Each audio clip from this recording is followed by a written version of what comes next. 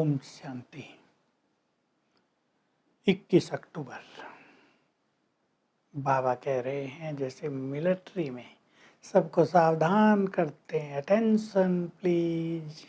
बाबा भी तुमको कहते हैं अटेंशन, सोल कॉन्शियस होकर बैठो और बुद्धि एक मेरे से लगाओ तो तुम्हारे विक्रम विनाश हो जाएंगे। देखो, रोज बाबा हम सबसे ये अभ्यास कराते हैं, हमें इस पर बहुत ध्यान देना है। इसे ही बाबा कहते हैं साइलेंस पावर। उनकी है साइंस की पावर जिससे विनाश होता है।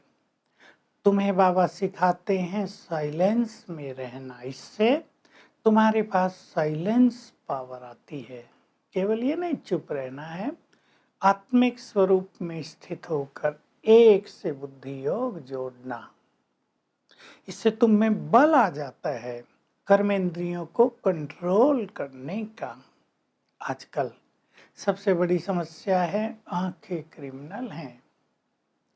आंखों के द्वारा लोग बुरी दृष्टि रखते हैं, दैहिक दृष्टि रखते हैं, पाप करते हैं।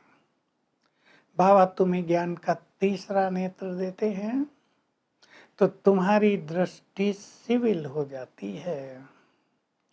बाबा कह रहे तुम्हारी माया से युद्ध है, ये अंत तक चलती रहेगी।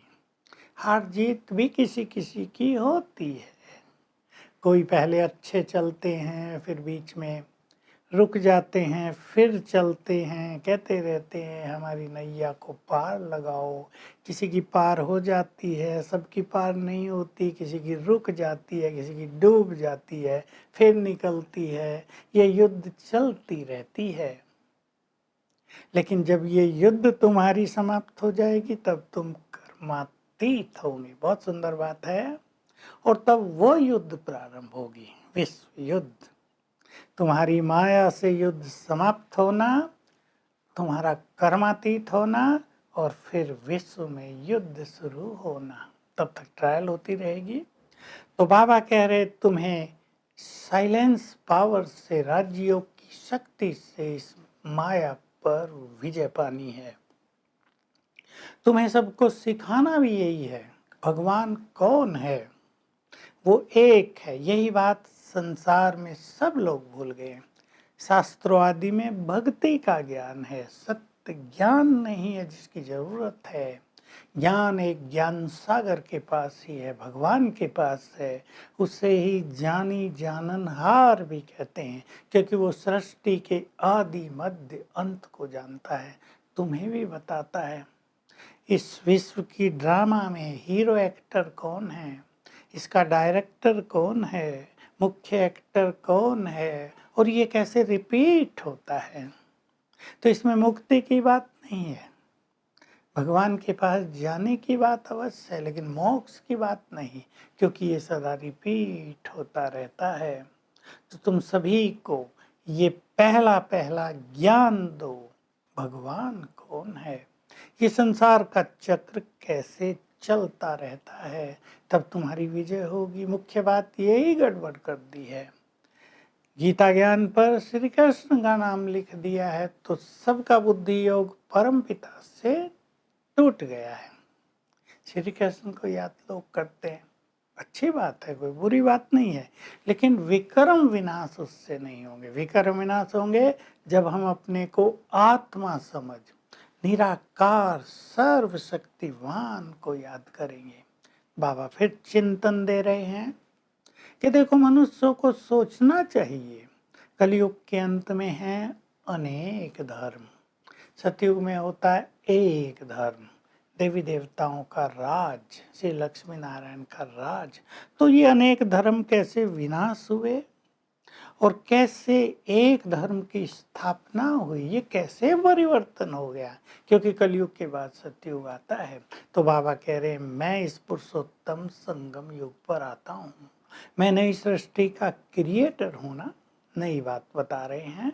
तो मैं बीच में कैसे आऊँगा, बीच में तो इस संसार को चलना है आगे। मैं बीच में आके क्रिएट कैसे करूँगा? मैं अंत में आता हूँ और पुरानी दुनिया को नई दुनिया में बदल देता हूँ। ये बहुत गुह्य रहस्य बाबा हम सबके सामने रख रहे हैं। तो कह रहे हैं जो भाग्यवान बच्चे हैं उन्हें तुरंत टच होता रहेगा मुरलियों से कि बाबा योग की भिन्न भिन्न विधियां क्या क्या बता रहे हैं। वो उसको करते रहेंगे, चार्ट लिखेंगे, एकांत में जाएंगे, अपने से बात करेंगे। हम ऐसे मोस्ट बिलव्ड फादर को, जो हमें विश्व की बादशाही देता है, इतना कम याद करते हैं।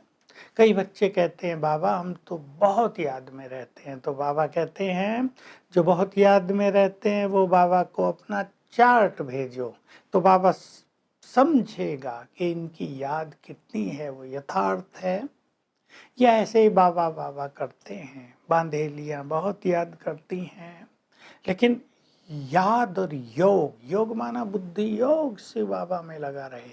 याद वैसे ही करना होता है, हम उसको ज्ञान का स्मरण करते हैं, बाबा कौन है, वो कैसे आया है, ये चिंतन करते हैं। तो बाबा कह रहे हैं जो अच्छे बुद्धिमान बच्चे हैं, भाग्यवान हैं, वो अपना चार्ट अवश्य लिखेंगे। चार्ट लिखने से बहुत उन्नति होगी। कैसे कैसे हम अपनी याद की यात्रा को बढ़ाएं। एकांत में जाओ, बगीचों में जाओ। बाबा कह रहे माताएं तो नहीं जा सकती, पुरुष जा सकते हैं। सवेरे भी बैठो एकांत में जाकर और अपने से बातें करो। हम अपना याद का चार्ट कैसे बढ़ाते रहें, क्योंकि इससे ही अतीन्द्रिय सुख मिलेगा। साइलेंस पावर में हम आ जाएंगे और इससे ही विकारों पर हमारी विजय होगी। बाबा कह रहे तुम्हें बहुत अतीन्द्रिय सुख में रहना है। कौन हमें पढ़ा रहा है? स्वयं भगवान आया है हमें पढ़ाने के लिए। आत्मा को आत्मिक स्वरूप में रहना है। बाबा हमें कैसे विश्व की राजाई दे रहे हैं, तो तुम्हें मेहनत तो अवश्य करनी ही होगी। तो राजयोग की बहुत अच्छी मेहनत करते रहो। वरदान है अपनी निर्णय शक्ति और कंट्रोलिंग पावर को बढ़ाओ तो सेवाओं में सफलता होगी। निर्णय शक्ति का अर्थ है कोई हमारे पास आया है, उसे हमें क्या देना है। कोई प्यार चाहता है, कोई ज्ञान चाहता है, कोई शांति चाहता है, कोई राजयोग सीखना चाहता है, किसी को कुछ और चाहिए, सत्य ज्ञान की तलाश है।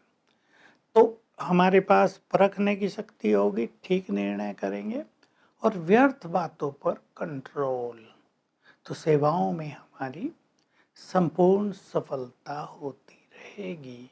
तो इन चीज़ों का हमें बहुत अच्छा अभ्यास करना है। स्लोगन है सर्वशक्तिवान को अपना साथी बना लो तो माया पेपर टाइगर बन जाएगा, अर्थात कागज का शेर जैसी हो जाएगी।